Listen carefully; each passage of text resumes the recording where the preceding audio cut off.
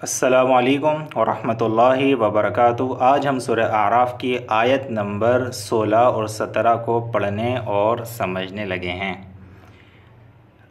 अच्छा, तर्जमा देखें इसका।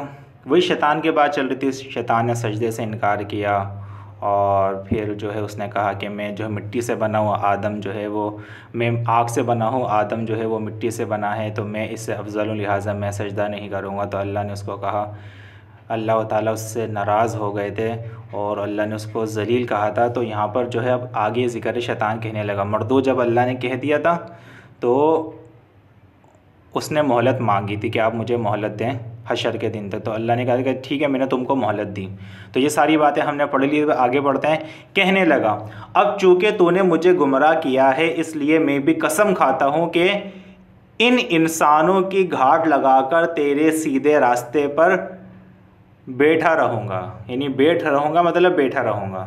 अब यानी उसने कसम खाई कि या अल्लाह, मैं कसम खाता हूँ कि इन इंसानों की वजह से जो है मैं गुमराह हुआ हूँ ना, तूने मुझे गुमराह कर दिया है ना, तूने मुझे, यानी कि वो ये कहने लगा कि मैं अगर गुमराह हुआ हूँ तो तेरे हुक्म की वजह से हुआ हूँ।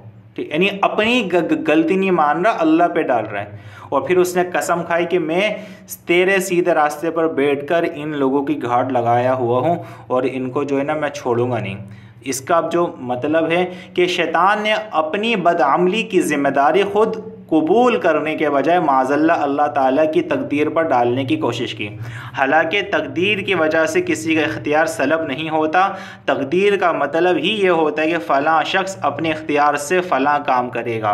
नेज़ उसके कहने का मतलब ये भी हो सकता है कि अल्लाह ताला ने उसको एक ऐसा हुक्म ही क्यों दिया जो उसके लिए काबिल कबूल नहीं था, इसलिए बिलवास्ता उसकी गुमराही माज़ल्ला अल्लाह ताला के इस हुक्म की वजह से हुई है।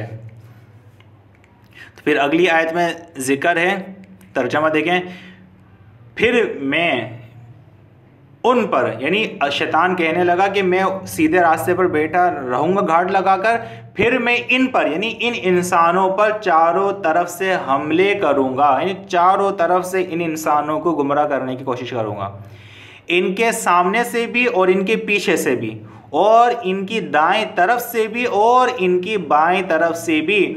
और तू इनमें से अक्सर लोगों को शुक्रगुजार नहीं पाएगा।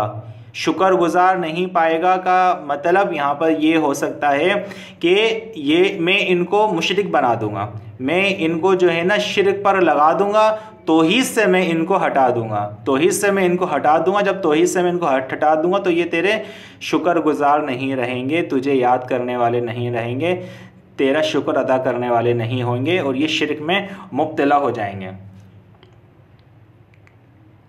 तो अब हम क्या करते हैं, इन दोनों आयतों का लफ्ज़ी तर्जमा करते हैं। क़ाला, वो बोला, फ़बिमा, तो जैसे, अग़वैतनी, तूने मुझे गुमराह किया, तो जैसे तूने मुझे गुमराह किया, लअक़उदन्ना, मैं ज़रूर बैठूँगा, लहुम, उनके लिए, सिरातका, तेरा रास्ता, अलमुस्तक़ीमा, सीधा।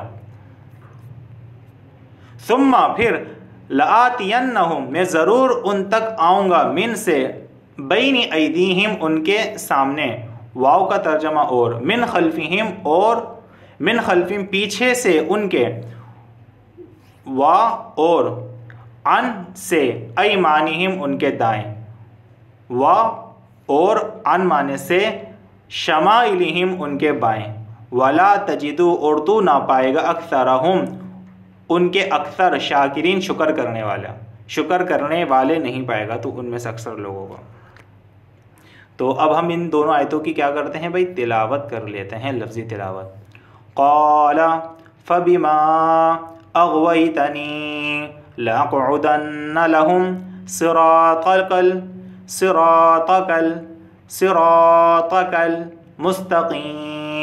मुस्तक़ीम सुम्मा लआतियन्नहुम मिन बैनि ऐदीहिम व मिन खल्फिहिम व अन ऐमानिहिम व अन शमाइलिहिम वला तजिदु अक्सरहुम शाकिरीन।